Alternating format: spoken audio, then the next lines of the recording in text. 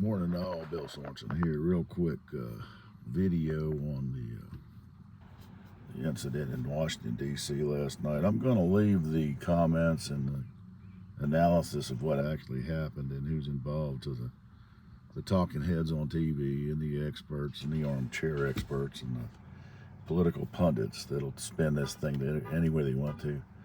I'll speak real quick to Donald Trump's presser after the incident.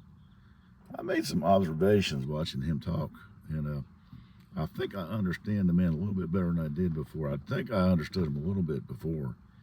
Now, he's not a prior service veteran, but he's got some mannerisms and some perspectives that scream at me he's been in combat before.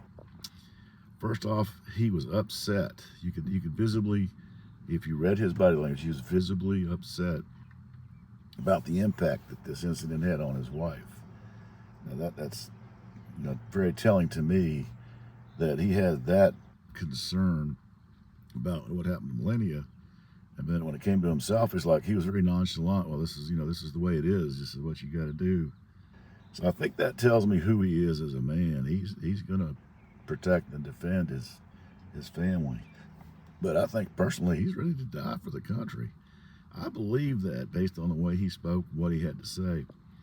And I also believe him wholeheartely when he says he does what he does for the good of the country.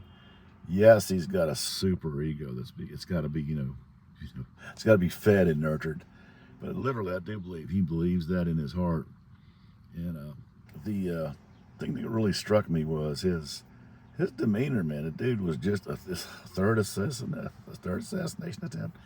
He was just, unless he was talking about Melania or the people that were put at risk, he was pretty nonchalant. Now he did offer kudos and shout outs to the wonderful Secret Service people in our Washington D.C. Metro Police.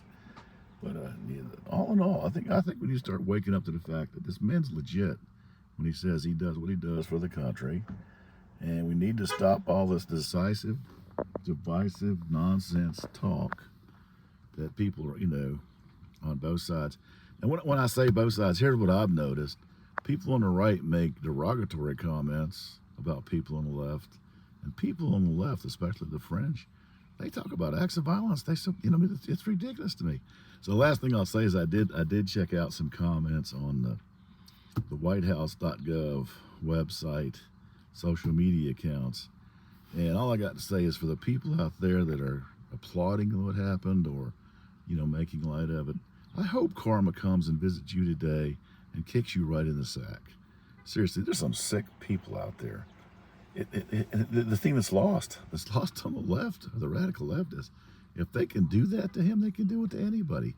Just because you're a leftist, a hard leftist, a socialist, a communist, whatever you want to call yourself, doesn't mean you're going to be immune to the consequences of letting our democracy slip away. So that's my comments were that I think Trump's exactly what he says he is.